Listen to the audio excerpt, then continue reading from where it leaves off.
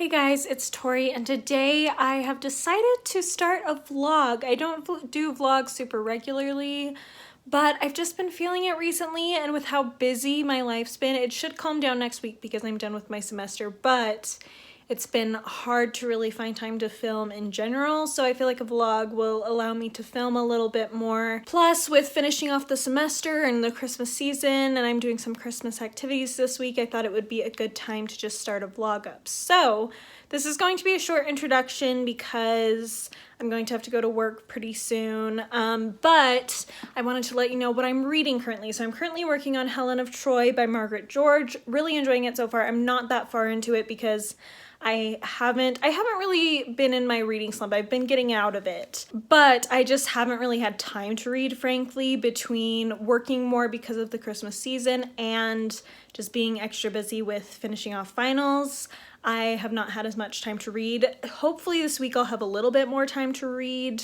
I should at least be able to get in a couple hours a day, which I haven't been able to do. So that will be good. I'm hoping to finish at least half of this by the end of this week so that over my Christmas break, I will be able to finish the rest of this and then read hopefully a couple other books before the end of December because I literally haven't finished anything in December yet. And it is about halfway through. It's I want to say the 13th or the 14th right now.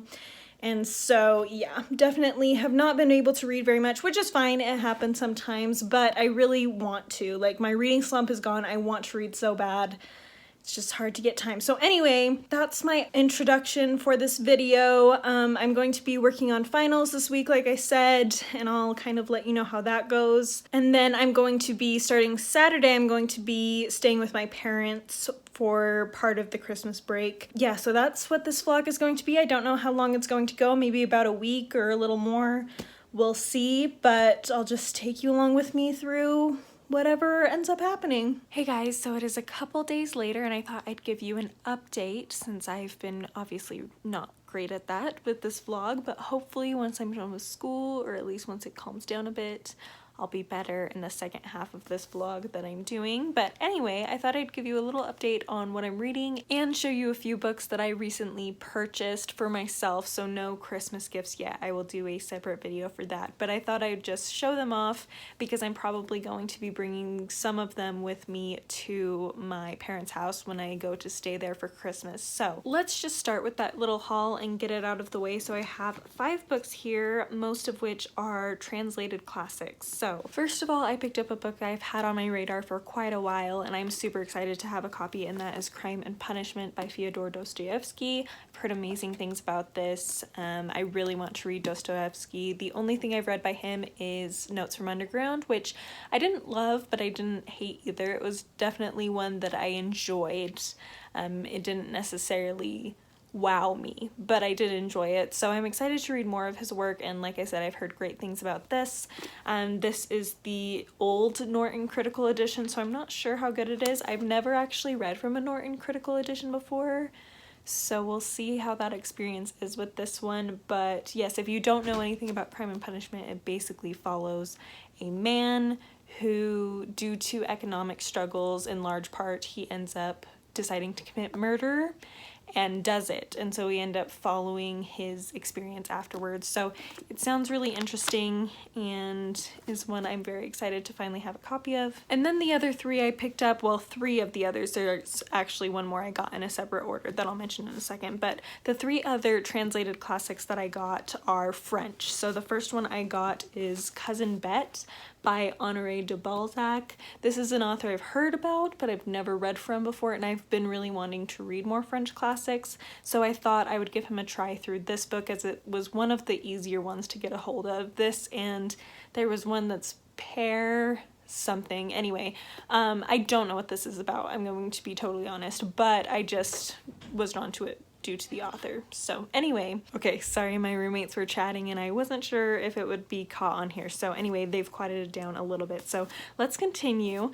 Next I got The Toilers of the Sea by Victor Hugo. I have read Victor Hugo before, but this is one I have not read by him. It is set on the coast, and I believe it follows a fisherman who falls in love with a woman who is out of his league financially and economically, and so I think he tries to work on finding ways to win her hand. So I know nothing about people's opinions on it, but I thought it sounded interesting. I liked Victor Hugo's other two books that I've read by him, Les Mis and The Hunchback of Notre Dame, and this is one that appeals to me due to the fact that it takes place on the ocean, which is a setting that I really find intriguing. I don't always love the way it's done in books, but I am intrigued by this. Then I was doing some research on some French female authors because I feel like they're harder to find, especially French female classic authors. And so I ended up finding a name, Colette, that I thought I would look into, and I found a book by her, Gigi. And this is such a tiny little book. I did not realize it was this small, but it looks cute. Again, I know nothing about this, but the author has me intrigued, so we'll see how that goes. And then finally, moving outside the classics, I ended up picking a memoir, French Kids Eat Everything by Karen Le Billon. And this is about a woman who moved to France with her children, and she basically discusses how the culture around food in France really impacted her and her children's eating and got rid of picky eating. And I've just heard really good things about it, so I'm excited to give it a try. I don't usually read memoirs very much, but this one for some reason intrigued me. So anyway, have that. I'm going to put a pause on this because my roommates and I are going to do a gift exchange, and I'll come back later or possibly tomorrow, depending on how my life goes, to share with you my thoughts on how Helen of Troy is going. Okay, so it is the next day, not later that night, as I kind of guessed would happen. I did end up just hanging out and chatting with my roommates for a couple hours, and then I needed to get to bed because I had work this morning, so didn't get the chance to finish off my clip, and I apologize for that, but it is the next day. I have finished my work, I have finished my homework, and it's time for me to read a little bit before I actually do some Christmas activities with my family tonight. So, thoughts on Helen of Troy, finally. I've been meaning to get around to telling you my specific thoughts on this for a few days now. We're finally getting to it. I am only about 100 pages into this, so my thoughts and feelings probably will change as I continue. But as of right now, I'm enjoying it. I'm definitely intrigued to keep reading. I don't feel a desire to DNF or anything like that. I'm enjoying a lot about the way Margaret George is writing the story, the way she's bringing to life the ancient Greek world. However, there are things about the book that I'm not loving a lot. First of all, there's just been some dialogue moments that I felt like felt really unnatural and kind of cringy. I can't specify specific lines right now off the top of my head, but I do know that there's been a few lines as the suitors have come to win Helen's hand that they're presenting themselves and things, and just the way they speak just doesn't quite feel natural to me, and so it has pulled me out of the story a little bit. I knew going into this, it's a story about cheating, and I've mentioned in the past that cheating is a harder sell for me.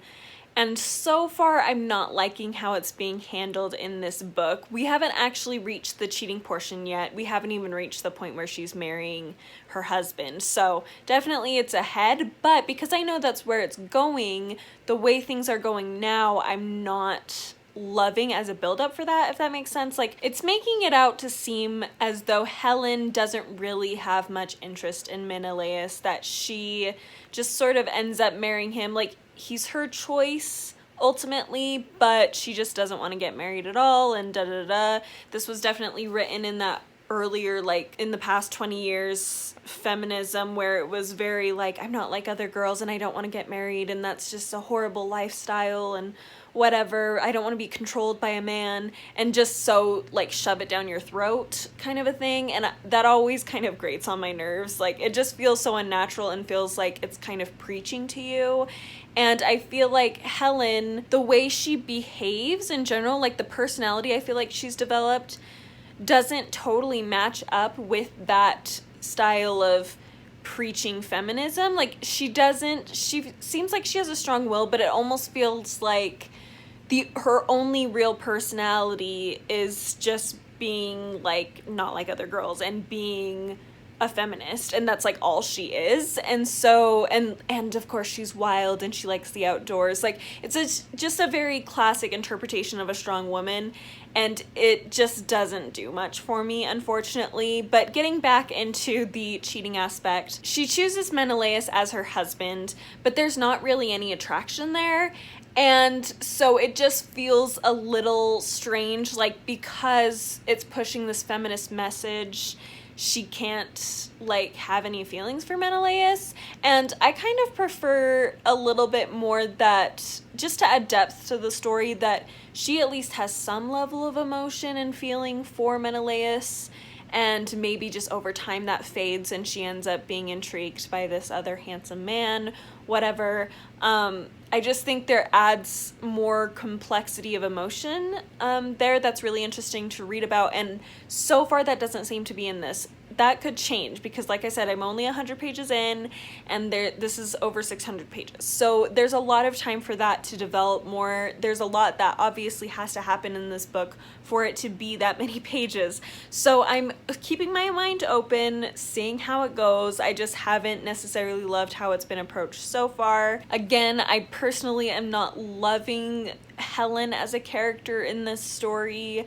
I feel like her personality is just not very solid to me. It just feels, again, that Margaret George is just forcing this feminist message on her and not really letting her be a person, if that makes sense. And I feel like a lot of stories have done this, especially from the 90s and early 2000s. That was kind of a thing where they'd have these strong female leads that are just meant to put forth this feminist message of women can do what they want and women are strong and everything, which is a good message, but they do it in such a way that it feels a little inauthentic and a little forceful, like they're preaching to you and not letting the characters just be characters. So that balance is a little off, but again, it's 600 pages, so I'm hoping that things build up a little bit more and we're able to get more insight into her character, her relationships, and that goes deeper than just that message. Another thing I will say, I love these Greek myth retellings like this where it focuses on a specific figure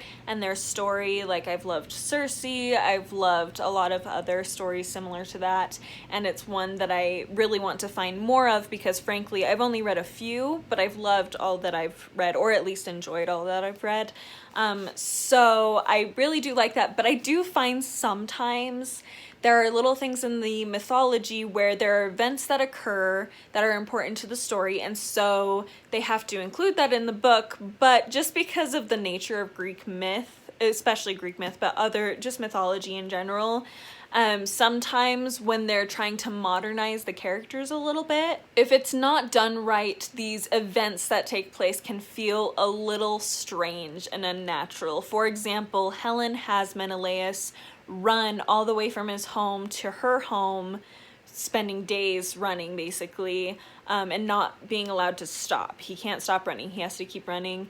And so that's like her challenge she puts to him. And just the way it happens, it was almost just like, okay, this has to happen because it's part of the mythology, but it just didn't flow nicely with the way the characters are and with the way Helen is. It just felt like the author was like, and this happens, so this is where it's gonna go, but it just didn't, it just didn't quite flow very well the way she did it. I have read books where they're able to take those events and stuff and make them feel a little more natural, but there have some of the stories like this that have been more disappointing to me have not done that well. So this one, Ariadne, also had some things in it that was like, this is the mythology, so we'll shove it in here, but it didn't quite flow very well. It felt a little choppy and awkward. So that's unfortunate. But having said all those critiques, I still am really enjoying it overall. I still really look forward to reading it whenever I go to pick it up. I still really, really want to be able to finally have some time to just sit and read for a few hours because finals are almost over and I can hopefully do that soon, and just read this book. Like, I definitely will be finishing it.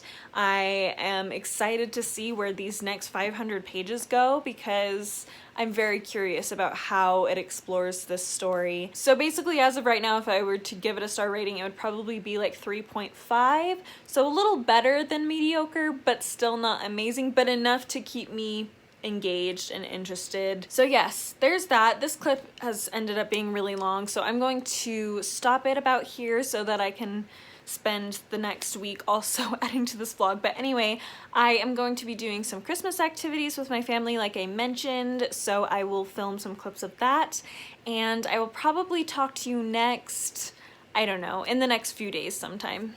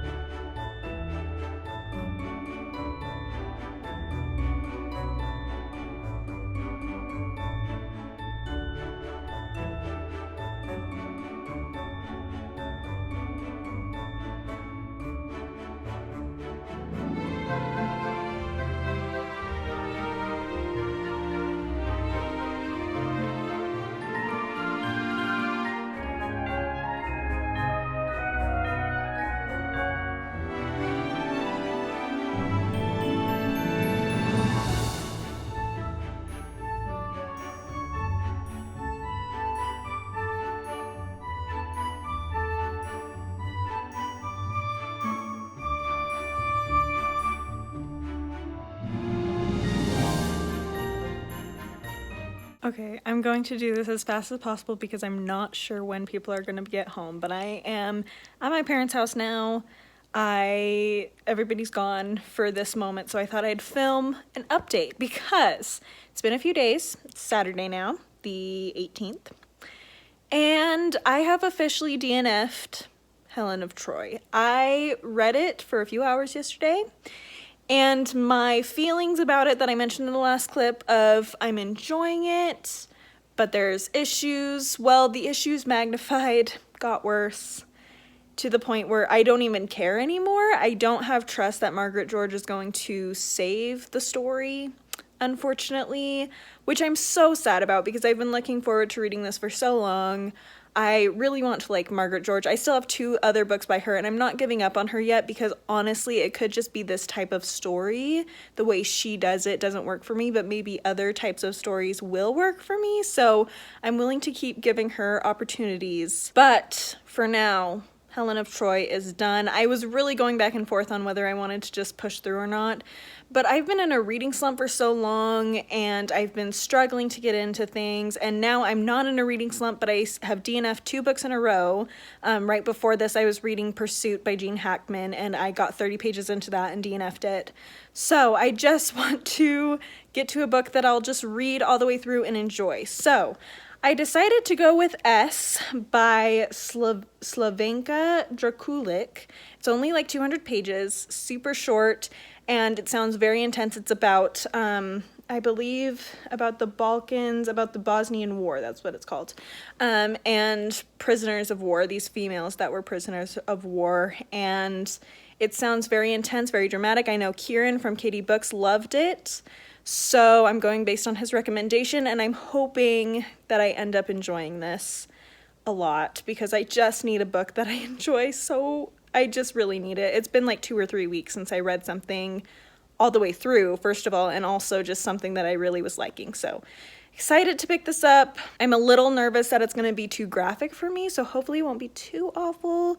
We'll see. But anyway, we're going to read this, and I will let you know my thoughts later. I do have work later today, but here, I'm gonna shift a little bit, 1 second. Okay, that'll work. My arm was just getting tired, so I needed a break. But anyway, I do have work, but that's in a few hours, so we'll have plenty of time to read and do some other things. So that's what I'm going to do for the next little while, is just read and hopefully enjoy what I'm reading for the first time in what feels like forever. And yeah, it should be good. I will give you an update. I don't know when, probably like Monday. I'll give you an update unless I have something specific to say before then. I did have car issues. That's what I was going to say. I was like, there was something else I wanted to mention. I had car issues earlier. I was really upset because I had just finished my finals and I was like, finally, after all this time, it's just like, you know, I still have work, but other than that, I can kind of just focus on things that I love to do a little bit more. And then I drive around and I hear a dragging noise under my car, look under, something's broken and fallen off. But luckily I took it in this morning and it was just the splash guard, which I kind of knew it was that, but I wasn't sure how critical it was that I fix it, or how much it was going to be, and being a poor college student, you know, every dollar counts. So I was a little concerned, but taking it in this morning, they weren't able to fix it because they didn't have any technicians there. It's a Saturday. But the lady that was there did say, you know, it's fine to drive around in it. It may just fall off and that's okay. Or on Monday you can bring it in and we just take it off basically, and you can replace it if you want. So that's really honestly stress relieving because it's not going to be that big of a deal. I probably won't replace it now because I've almost paid it off. And I'm not quite as concerned about it anymore just because, yeah, I've almost paid it off and it will be fine. I'll be able to kind of deal with it on my own terms a little bit more at that point. So anyway, that was relieving. It was annoying to have to deal with it all. But as far as car issues go, it's a very, very minor one. So anyway, that happened earlier today, but now I'm feeling like pretty good. Last night I kept thinking about it, and so it was kind of hard to focus on reading even. It was kind of hard to focus on anything that I wanted to do because I was just thinking about having to deal with this car problem. But now I'm feeling much better, much more stress relieved, like I can focus on reading. So anyway, that's what I'm gonna do, and I will check in with you later. Hey guys, so it is now Monday, and I thought I'd give you a little update. So I am not quite halfway through S. I just haven't had a ton of time to read the past couple days, but I'm really, really enjoying this. This was definitely a good choice after 2 DNFs in a row to pick up. It's just such a real raw look at war and what it can do to a person and how fast it can approach a person. Like, it starts off discussing how nobody even tried to run, even though they knew things were happening in their country, because it just felt so distant, like they couldn't imagine it actually happening to them. And then it does. And it felt so real, like it felt like such a real portrayal of just how that would all come about. I feel like I would be very similar, like even with COVID, when it very first started, before everything shut down or anything, right at the beginning of 2020, when it was kind of just a discussion and you were seeing things about it, it didn't, for some reason, it did feel so distant to me. Like when people talked about possibly things shutting down and stuff, I thought it was ridiculous. Like I didn't believe it. And granted, I hadn't really looked too much into the news. I knew vague things about it, but I hadn't really looked into it a lot. So maybe if I had looked more into the news, I would have been more prepared for it. But I really didn't expect it to turn out the way it has. So yeah, it just felt really understandable and made a lot of sense as to why, you know, people wouldn't try to escape or anything, because they're just living in denial. Even when the soldiers actually arrive to take them, they still, like, none of them try to run. Everybody just does what they're told because they're still kind of in the state of denying that it's actually happening to them. And so, yeah, it's really well written. It's really engaging, very, really raw portrayal of this war and what people experienced during it. So really enjoying it. In a little bit, I'm going to be going to a library sale with my mom and sister, as well as getting some puzzles. So I'm going to take some footage of that. I'll probably do a little haul of whatever I get, but that may be my last part of this vlog, and then I may start another one. I'm not totally sure. I'll let you know in that clip, but I will definitely get a little bit of footage of everything, do a little montage, and chat about what books I get after.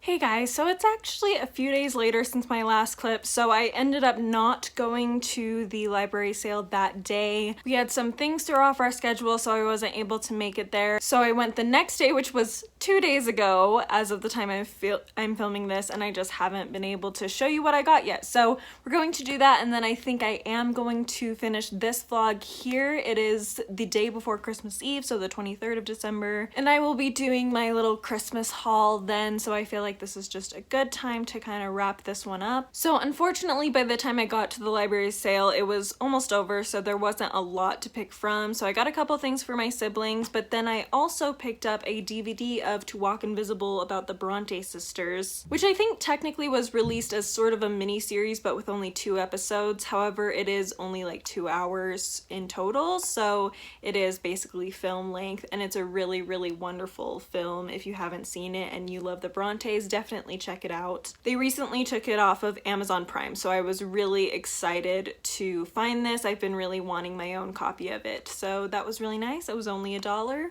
And now I can watch it whenever I want. So because there wasn't a lot at the library sale and I was really looking forward to picking up some books, I ended up running to my local used bookstore, which was not that far from the library. And I was having a bit of a seasonal depression flare-up that day, and so I found when I go book shopping when I'm sad, I tend to get more than I probably should, but whatever. I got these things and I'm excited to have them. So I got 3 nonfiction and 3 classic works. So let's start with the nonfiction. First, I picked up Confronting the Classics, Traditions, Adventures, and Innovations by Mary Beard. I have heard some things about Mary Beard, not a lot, not enough to remember. I honestly just mostly recognize her name, but this sounded really intriguing, just addressing a lot of the commonly held perspectives about figures in ancient Greece and ancient Rome, and how those things maybe aren't totally accurate about those figures. So people like Nero,